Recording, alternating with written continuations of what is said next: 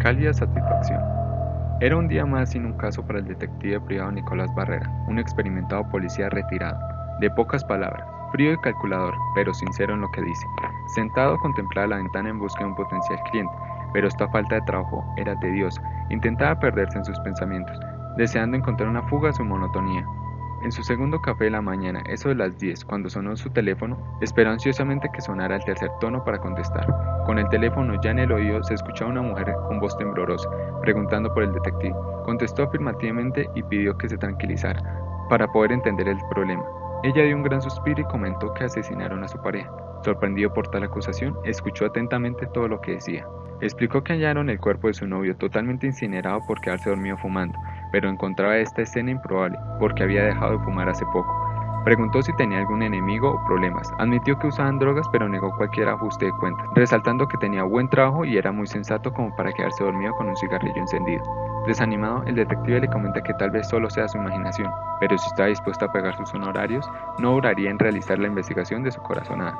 Decidieron discutirlo personalmente para hablar de los detalles. Camino al encuentro, estaba reflexivo, cuestionaba el caso porque después de todo se trataba de una novia dolida. Al llegar al lugar se encontraba una señorita con una carpeta.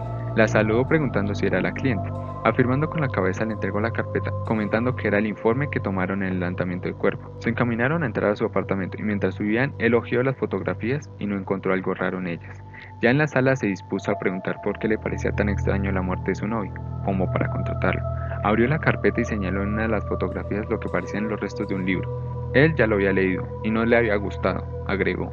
Además la silla estaba más cerca al estante que de costumbre y aún tenía los zapatos puestos. Extrañado preguntó por qué eran importantes los zapatos y qué eran los restos de su izquierda. Con una sonrisa en la cara explica que él adora sentir la alfombra en los pies, siempre quitándose los zapatos para no ensuciarla. Y los restos parecían más libros donde cayó el cigarrillo, ya que él era zurdo. El detective estaba desconcertado por ver tantos libros en el suelo. El caso prometía. Se dispuso a irse despidiéndose y aclarando que lo revisaría con más detenimiento. Saliendo del edificio, llamó a su viejo amigo Tito Perdigón, quien trabajaba como jefe de policía. Preguntó por el caso y si podía darle más detalles de la muerte de la víctima. Sorprendido por la llamada y por la petición, intuyó que se trataba de un trabajo, pero con resignación le dijo que pasara al día siguiente por ellos. Aprovechó para llamar a su amiga, la doctora forense Stephanie Ortiz, quien ya le había ayudado en casos anteriores, para pedirle si podía revisar el cuerpo. Ella aceptó. Ya en la morgue le mostró el expediente del caso. Lo tomó y con solo verlo preguntó qué había pasado. Este le contó lo que habló con la pareja y sorprendida propuso que no parecía muerte accidental, porque la víctima no se movió de su silla, siendo que murió por las quemaduras y no se asfixió con el humo como generalmente pasa, pero no muestra signos de lucha, sin que estuviera atado a ello. Con más preguntas que respuestas, el detective se sentía con más ganas de saber sobre el caso. Al día siguiente, cuando visitó al capitán Perdigón, se sorprendió al ver el mismo registro, sin mucha información adicional. Entrevistó a los agentes que atendieron el caso, y estos tampoco le ofrecieron mucha información. Era una escena de crimen muy limpia, estaba demasiado trabajado para hacer un robo, no había testigos ni registro en las cámaras de vigilancia. El detective entrevistó a sus vecinos, amigos y familiares. Todos, como si hubieran preparado un guión, respondieron que no tenía ningún tipo de problema, ni enemigos, no actuaba raro y todo parecía normal hasta el accidente. Llamó a la novia para preguntar quién les vendía las drogas, y este fue sin más reproche a buscarlo. Cuando lo encontró, lo arrinconó. Llegando a su casa, intentó huir, pero cooperó. Él admitió que le vendía drogas, y que lo único fuera de lo común fue que últimamente pedía una gran cantidad de droga para vender, pero pagaba por adelantado. Mencionó que era para darle un regalo a su novia, no sabía quién le vendía ni le interesaba. Tal vez lo mataron los otros dealers si vendía en sus zonas, resaltó el vendedor. Con este conocimiento encaró a la novia y le preguntó sobre las drogas. Fueron inmediatamente a la casa de la víctima, donde le mostró su alijo personal y efectivamente estaban sus dosis, pero el paquete que le habló el vendedor no había signos. No parecía el delito de un adicto buscando una dosis, era más preparado. Aprovechó estar en la casa para buscar más pistas del homicidio. Todo estaba normal, solo el marco de la puerta tenía unas marcas extrañas. Llamó rápidamente al capitán Tito preguntando por casos parecidos. Cuando llegó a la central encontró varias carpetas y donde descartó caídas y ahogamiento, menores y adultos mayores como víctimas. Solo destacaron dos casos, una madre en una explosión por fuga de gas y un adulto incinerado en la explosión de un celular mientras dormía. Al examinar los casos encontró similitudes donde sus familiares reportaron incoherencias, tomó los casos y los revisó con la doctora Stephanie. Exhumaron los cuerpos, donde encontraron dentro del brazo de la mujer una aguja, pero era de coser. El detective preguntó en voz alta si no estaban atadas, sino cosidas las víctimas. Ella afirmó que podría ser, pero nadie puede ser estar cosido a una silla sin oponer resistencia, y en el informe del adulto encontraron las mismas marcas en la puerta.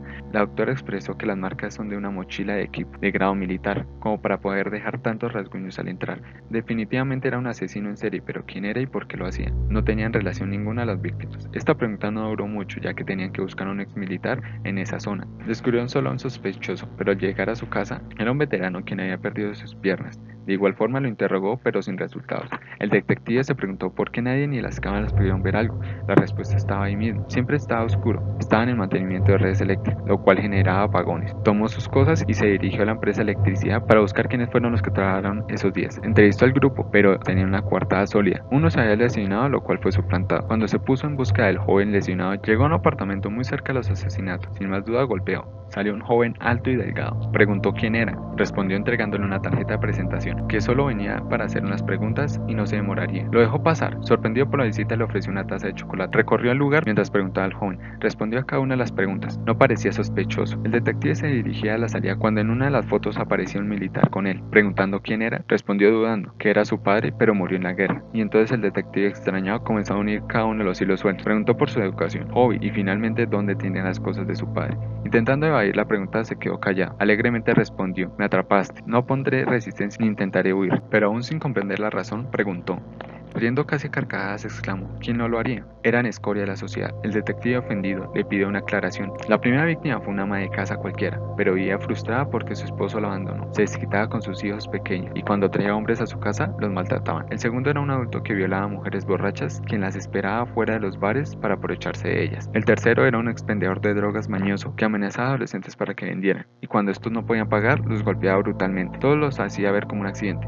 Quien quería buscar un homicidio y una muerte accidental. La primera fue muy difícil, añadió, ya que no tenía su equipo completo y tuvo que improvisar, pero las otras dos pudo prepararse. Vestido como un electricista, visitaba a las víctimas en busca de problemas. Ya conocía los horarios de los apagones. Mientras entraba a sus casas, los sujetaba para drogarlos, evitando tanto forcejeo para poder coserlos en un lugar, evitando que se movieran o hablaran. Ya solo quedaba limpiar y preparar sus muertes, despreocupado que no encontrarían evidencia de homicidio.